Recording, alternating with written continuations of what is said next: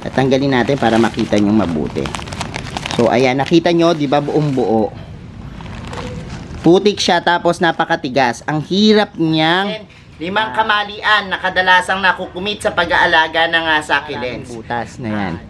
Or kung hindi pa kayo satisfied, pwede nyong butasan siya dito sa mga gilid. Yan. Kaya humahaba ng ganyan. Doon po papunta yung inyong mga succulents kung saan po merong liwanag. Ngayon po, hello everyone! This is Sir Mizuno of Mini Dino Park and Eco Garden and welcome back sa ating YouTube channel! And in today's video mga ka-MDP, syempre new arrival dito sa Mini Dino Park and Eco Garden. Kaya naman, ipiplex ko sa inyo sa end ng video natin yung mga bago nating dating na halaman, pati yung corresponding na presyo nila. Anyways, ngayon po ay meron tayong pag-uusapan. Ito yung karaniwang nagiging kamalian natin o mistakes sa pag-aalaga ng mga succulents. And naisip nyo ba kung bakit lagi kayong natitigbakan o natitegukan ng mga succulents? Baka may nami-miss out po kayo dito sa mga babanggitin ko. Kaya kung ready na kayo mga ka-MDP, tutok lang po.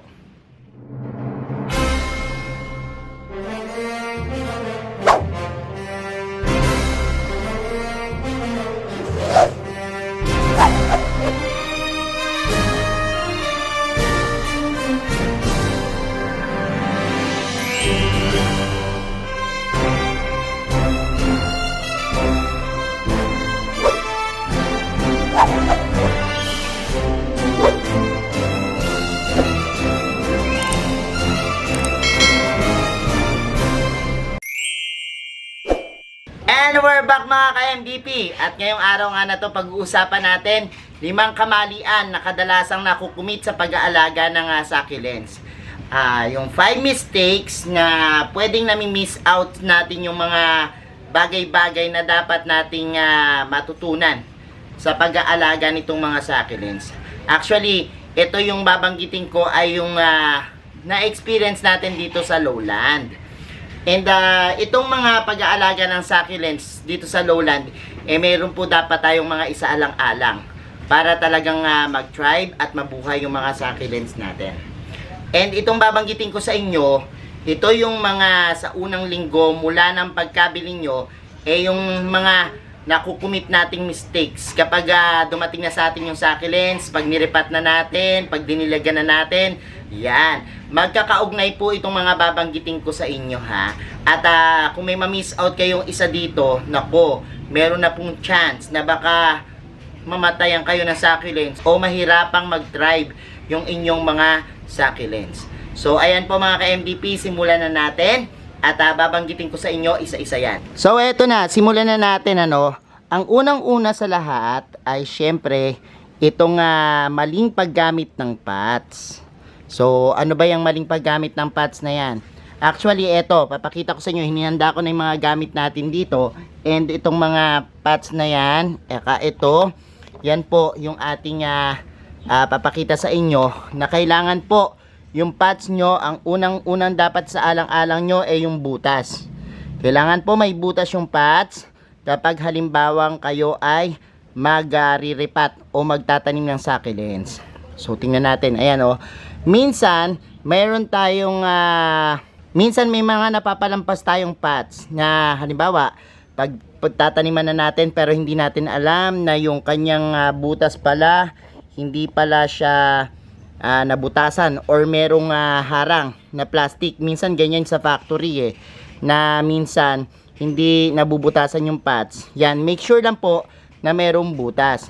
Mas maganda yung gamitin nyo yung ganitong pots yung napakaraming butas na yan. Or kung hindi pa kayo satisfied, pwede nyong butasan siya dito sa mga gilid. Yan.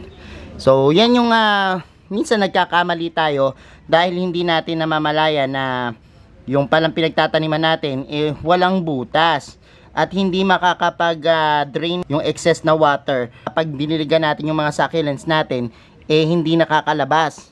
So importante po kasi na may butas yung pots nyo para halimbawang pag nagdilig po kayo, madaling matuyo yung lupa nyo. At the same time, hindi kayo mabulukan ng ugat. Kasi yan po yung kadalasang nagiging problema.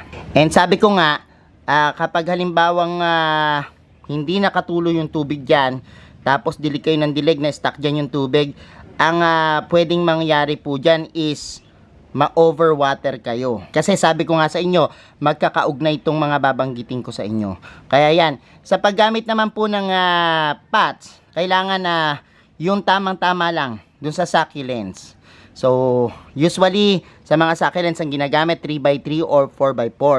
Pwede rin po kayong gumamit ng 5 and 5. Eto nga lang kasi, medyo tricky kapag gagamit kayo ng 5x5 tapos medyo maliit yung succulents nyo. Halimbawa, ganyang kaliit. Ang tendency po kasi, pwede siyang makapag-hold ng mas maraming water. So, ang gagawin nyo na lang kapag ganoon, at gusto nyo talagang gamitin, malaking pots, talagang hindi maiiwasan na malaking pots yung matataniman nyo, pwede naman po yan. Kaya lang, sinasabi ko lang na kapag maliit lang yung pots nyo, pwede kayong magdilig ng mas madalas. Pero kapag halimbawang mas malaki yung pots nyo, bibilang kayo ng interval na mas matagal bago po kayo magdilig. Para make sure na matuyo na kagad yung medium sa loob bago po kayo magdilig ng kasunod. Ilang pointers lang yan sa paggamit po ng mga pots. Kasi yan yung kadalasang nagiging kamalian natin. Kapag halimbawang doon pa lang sa mismong umpisa, magriripat na tayo, ang ginamit natin maling pots. So, yung iba naman, gusto ceramics, di ba? Ang ceramics minsan walang butas yan So, may paraan naman ng pagbubutas niyan. Butasan nyo na lang. Mas maganda kung may butas yung mga tataniman yung pots. And next natin, syempre sa pangalawa naman nating pagkakamali, yung potting mix. So, eto, meron tayo ditong MDP soil mix. Ayan. Yan yung ating soil mix na ako po mismo nagtimpla niyan para sa mga cactus and succulents. So, ano nga ba yung kailangan sa potting mix na gagamitin natin? Dito po sa lowland, kailangan po ang potting mix natin is yung tinatawag nating buhaghag na fast draining. So, katulad po nito, ayan po, makikita nyo, medyo mapumis siya at may iba-iba pong components. Sa basic po ng paggawa ng potting mix, actually, isa lang naman po ang dapat yung tandaan. Tuturo ko na lang yung basic. Meron akong mga video dyan ng paggawa ng potting mix. Check nyo na lang. Pero, ang pinaka basic po dapat, mayroon kayong ganito, pamis. Or pwedeng gumamit kayo ng perlite. Yan po. Para po, yun yung nagiging reason para mag-pass drain yung inyong mga potting mix. Yan yung isang component. Ngayon po, halimbawa ba, kasi dito sa lowland, ganyan yung dapat na gawin Sa ibang lugar na may iba't ibang weather or may iba't ibang klima, iba naman po yung treatment dyan. Kasi sa Benguet nga po, yung mga ganitong nakaseedling bags, ayan, yan, pakita ko sa inyo, okay na okay po yan kasi hindi tumitigas yung lupa niya. Hindi tumitigas yung lupa. Pero dito po sa atin, hindi po pwede Kasi ilang beses na rin akong nakaakyat ng Benguet and yan yung napansin ko na kapag halimbawang sa gabi makita mo napakalamig doon at parang nadidiligan na, malambot pa rin lupa. Pagdating sa umaga, malambot pa rin ang lupa niya. Hindi siya natitigasan doon ng lupa. Kaya ganito yung ginagamit nila doon, nag-thrive yung kanilang mga succulents. Pero dito po sa atin, ibang klase. Pakita ko sa inyo yung sample Meron ako ditong ayan. Kita nyo, ito yung aking choco bronze na succulents na medyo matsugi na. Actually, hindi ko to collections Nakuha ko to dun sa stock namin. And napansin ko na eto, tumagal na dito yan ng ilang months. Siguro may isang buwan na. At ganyan po yung nangyayari dun sa lupa niya. Yan. Sobrang tigas na parang bato. And even ito, meron pa ditong isa. So yan. Kapag hindi nyo kagad napalitan at yan yung ginamit nyo, yung paring original na soil niya, ganyan po yung mangyayari. Ang tigas po ng lupa niya, parang bato. Hindi ko nga mapiga So ayan, pakita natin yung isa. Ayan, pakita po natin yung isa nating yan, choco bronze natin. Tanggalin ko At tanggalin natin para makita nyo mabuti. So ayan, nakita nyo, di ba buong buo. Putik siya tapos napakatigas. Ang hirap niyang basagin. Ayan, tingnan nyo. Kailangan pa ng force. Pero sobrang talagang tigas. Meron pang mas matigas dyan. Ito medyo nadudurog ko pa. Malambot-lambot pa yan. Pero meron po dyang mas matigas pa na ayaw na talagang madurog. Ayan, o ayan. Tingnan nyo, napakahirap. Titigas pa po yan sa pagtagal ng panahon kapag nandito sa lowland. Dahil nga medyo maingat tayo sa pagtutubig, hindi po niya napapalambot yung lupa. Kasi nga po, dito sa atin, mas maingat po yung pagtutubig natin dahil ayaw nating mag-overwater. Ngayon po, tingnan natin, bakit ko sinabi na dapat palitan ng lupa? Kasi, kapag tumigas po to at naging stock soil, hindi na po makakapag-perform yung mga roots na yan. Yung mga roots nyo. At sinasabi ko na hindi healthy sa halaman na hindi nakakagalaw, hindi nakakahinga yung mga roots nila. Hindi sila nakakapag-grow. So, ang tendency, hindi siya makakuha ng tamang sustansya at tamang water sa plants. Kaya po, yan po yung reason at isang kamalian na nangyayari kung bakit namamatay yung mga succulents nyo dito sa lowland. Kasi po, hindi po natin pinapalitan siya ng lupa. Ngayon, eto naman, kung ito ang gagamitin natin, sigurado po kayo na kahit lumipas yung panahon, hindi po yan magbubuo-buo. Ayan, medyo magiging compress siya, pero yung water po na ibubuhos nyo dyan, napakabilis. Napakabilis po talagang mag-drain. And may kaugnayan rin yan doon sa susunod nating mga kamalian. Sabi ko naman sa inyo, magkakaugnay po ito.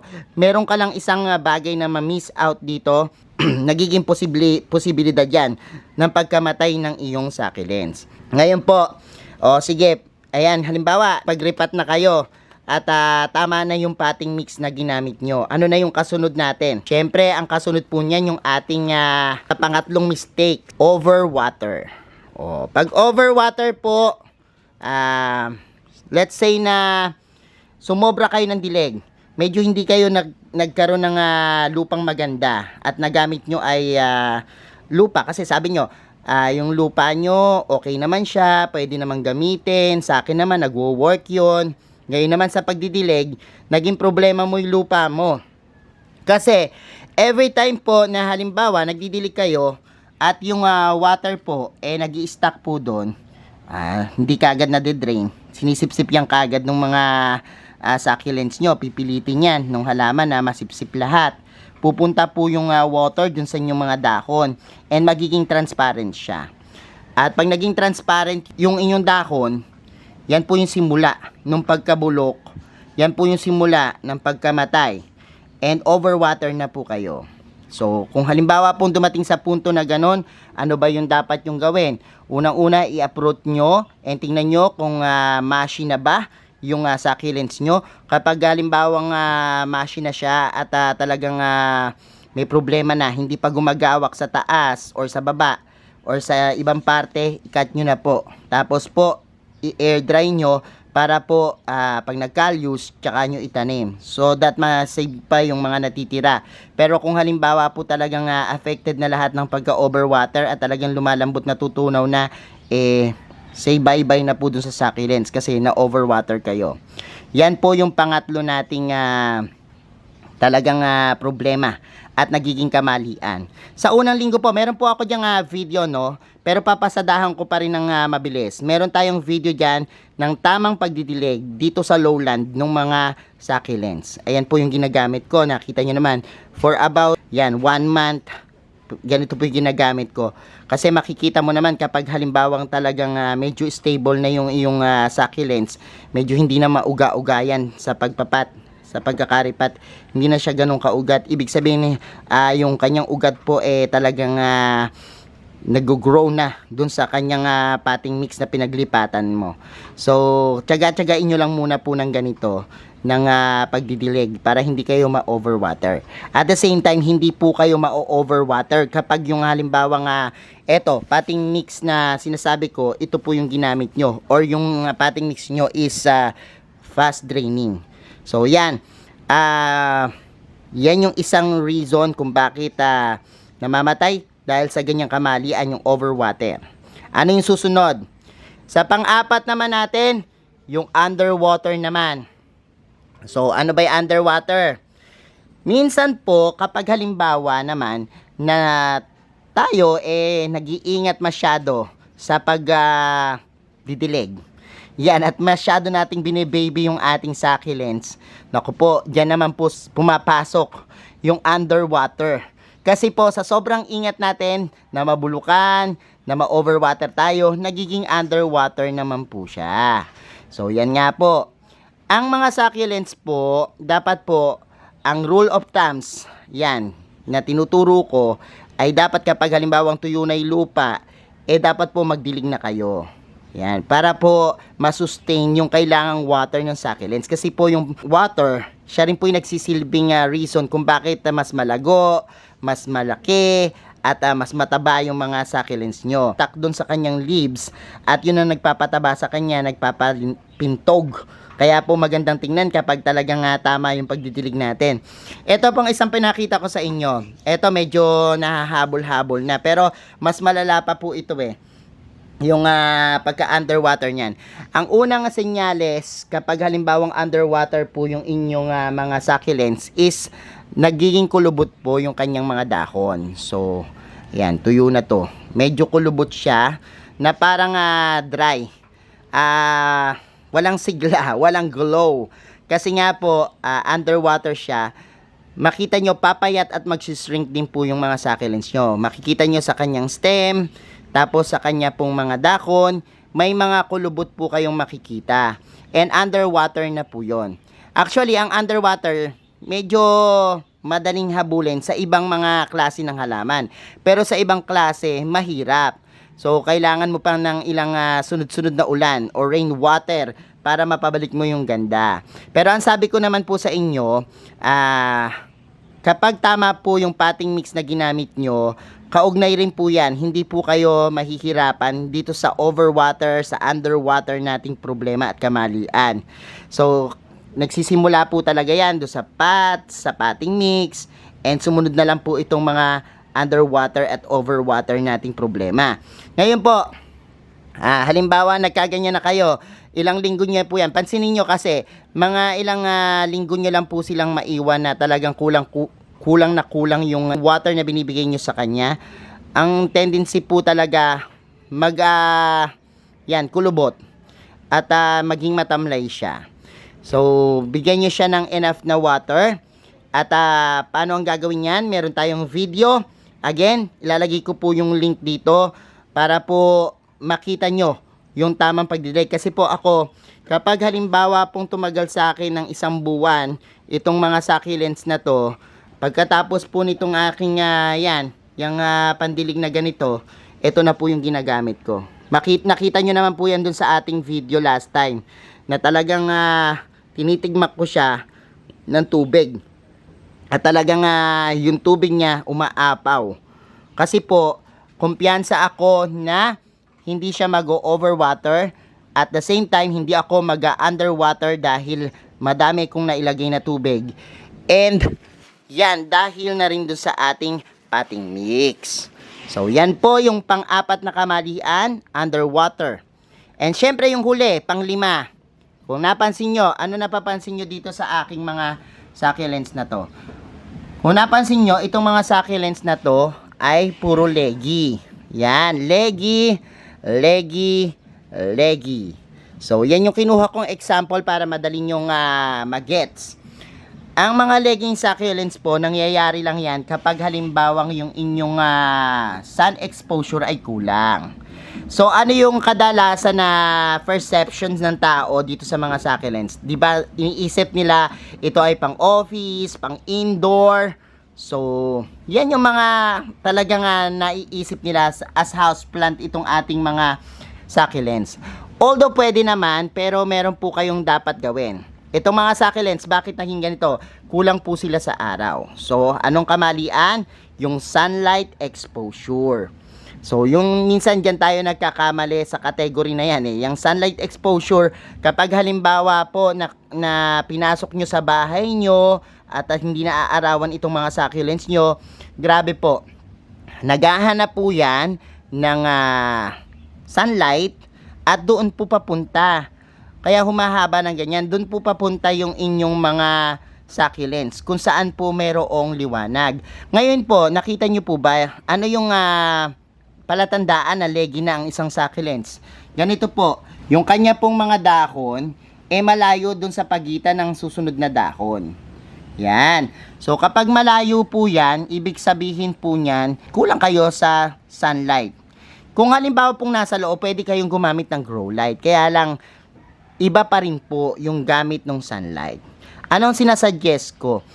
Kung halimbawa pong mag-aalaga kayo ng succulents, pwede kayong mag-alaga dun sa lugar na kung gusto nyo po sa loob ng bahay, make sure lang po yung bubong nyo ganito. Yan. Katulad po nito, ito pong aking collection area. Maingat po ako kasi dun sa pag-ulan, minsan, di ba, pag sunod-sunod ang ulan, ayoko pong mag-overwater at mastakan yung aking mga succulents ng tubig. Kaya po ganyan yung pinagawa natin. Pero at the same time po, nakakatagos po dyan yung araw. Kaya nabibigyan ko po sila ng enough sunlight. Kasi ang mga succulents po, para makabuo kayo at makapag-thrive yung mga succulents nyo, dapat 4 to 6 hours na sunlight yung maibigay nyo sa kanya sa isang araw. And yung sinasabi ko nga na full sun, para mapakulay nyo naman, kailangan po mga 8 hours to 10 hours. Pwede po yan, yung mga succulents nyo na i-full sun. Ngayon po, mabalik tayo dito. Halimbawa naman po, wala kayo yung protection na ganito sa bubong. Minsan na overexposure naman po kayo sa sunlight. Lalo na po yung mga dahon ng succulents natin na minsan talagang napaka-delikado pagdating dun sa sun exposure. Meron kasing mga varieties ng succulent. Kapag halimbawa nasikatan ng araw talaga, yung sobrang sikat ng araw, lalo na ngayong summer, times na matindi yung pagkasikat ng araw, ang nangyayari po, nasusunog yung dahon. Pero maliit na bagay lang yung pagkasunog ng dahon. Dahil kung masusunog lang naman yung dahon, may part lang naman yan, hindi kagad mamamatay. Pero sinasabi ko sa inyo, pumapangit at minsan ito yung nagiging reason ng pagkamatay ng succulents, yung kakulangan at hindi tamang pagbibigay sa kanya ng sunlight. Kaya po, yan yung panglimang kamalian, mistakes ng mga tao, mistakes ng marami, at mistakes ko rin kung minsan sa pag-aalaga nitong succulents. Kaya naman sinishare ko sa inyo. So yan yung 5 na yan, magkakaugnay po yung 5 na yan. And sabi ko nga sa inyo, kapag nagawa nyo yan, lahat ng yan, talagang gaganda yung mga succulents nyo. And ilang beses ko na rin na-try naman dito sa ating mga succulents. Meron ako dito mga kamalian na talagang hinahabol-habol ko yung ating mga maling nagawa before. Katulad ng mga underwater, yan kadalasan. Pero this time, ayan nga po, sabi ko sa inyo, sa mga bago nating mga alaga, na i-apply ko na po lahat ng mga natutunan ko. And yung iba dito, nakakat ko na minsan. Kapag malago na, nakikita nyo naman na talagang nakakapag-propagate tayo at ginagamit ko pa sa ating mga dish garden. So, eto. Updates naman dun sa ating halaman na nakulong sa box for a month. Ayan na po siya. Kita nyo po, talagang ang laki na po ng pinagbago niya. And hindi po ganito kaganda yan. Actually, hindi pa siya ganun kaganda. What I mean is talagang nag-survive na siya. And kita nyo naman yung dating napansin nyo na parang yung kanyang mga dahon bumaba na. Ayan na po yung ating succulents ngayon. Kita nyo? Yan. Diba? Nakita nyo na siya. And yung black prints natin na talaga na mga dati wala na talagang kulay. As in, puro puti na. Ayan na po siya. Lumaki na siya at yan. Nagbago na yung itsura niya. Dito naman sa, ito ang kapal na rin. Pwede na nga itong ikat, at pwede na natin siyang i-propagate. Tapos, ayan. Nagkaroon na rin ng mga dahon. May mga tumutubo na dito na bagong dahon. Kita nyo, ito, napaka ganda nung bagong tubo kasi dikit-dikit siya talaga. Unlike nung mga, ayan, nung kanyang pinaka mother plants na talagang hiwa-hiwalay. Pero ayan kita nyo, compress siya. So ayan yung nangyari. Pati itong jade natin, may bago ng tubo doon na dahon. Ayan, makikita nyo naman, ayan. Nakita nyo, may bago na ring mga sumisibol na dahon dito. So, ayan ay talagang simbolo ng pag-asa. Yung mga bagong tubong dahon, eto, nagkaroon na po na siya ng dahon. Kita nyo? Yan po yung ating mga succulents na talagang pinakita ko sa inyo last time na talaga namang akala natin wala nang pag-asa. Pero now, tingnan nyo naman po, talagang nagpapasikat sila sa inyo at sinasabing huwag kayong mawala ng pag-asa. If ever na sa tingin nyo ay hindi kayo makakabuhay ng succulents, may mga pag-asa pa po. So ayan mga ka-MDP, napanood nyo na po yung 5 kamalian, 5 mistakes na nakukumit natin kapag halimbawang nag-aalaga tayo ng succulents, na minsan po ito rin yung na-overlook natin kapag halimbawang busy-busy tayo, or halimbawang hindi natin napansin na pagtiyagaan yung ating mga halaman. Talagang po yan yung naging pagkakamali natin. Pero sabi ko nga sa inyo, ngayong alam nyo na, siguro magiging observance na rin kayo sa inyong mga halaman at talagang titingnan nyo na yung mga ganitong aspeto ng pag-aalaga ng succulents para mabuhayan kayo. So, ayan mga ka-MDP, I hope meron kayo natutunan doon sa ating video ha. And wag muna po kayong aalis kasi po, papakita ko na po sa inyo yung ating mga new arrival updates, pati po yung mga corresponding na presyo nila. Kaya po, tumutok lang kayo ha. Ayan, sa mga hindi pa po nagsasubscribe sa ating YouTube channel at bet na bet nyo po pag-usapan itong plants and gardening, well, mag-subscribe na po kayo. Don't forget to hit the notification bell para laging updated sa aming latest uploads. Pati na rin po dun sa ating iba't ibang social media accounts, sa Instagram, sa TikTok, at saka po sa iba nating Facebook page. I-follow nyo po ako dyan. Search nyo lang po Hermes Sunao or Mini Dino Park and Eco Garden, makikita nyo na po. Thank you so much mga ka-MDP. Yan, and again, this is Hermes Sunao. Sasabi sa inyo ng happy planting. Bye-bye! New arrival tayo dito sa Mini Dino Park and Eco Garden, and katulad na nakagawian natin, pe-flex ko sa inyo yung ating mga bagong dating na halaman together with their corresponding prices. Kaya pasukan na natin ang music in 5, 4, 3, 2, 1!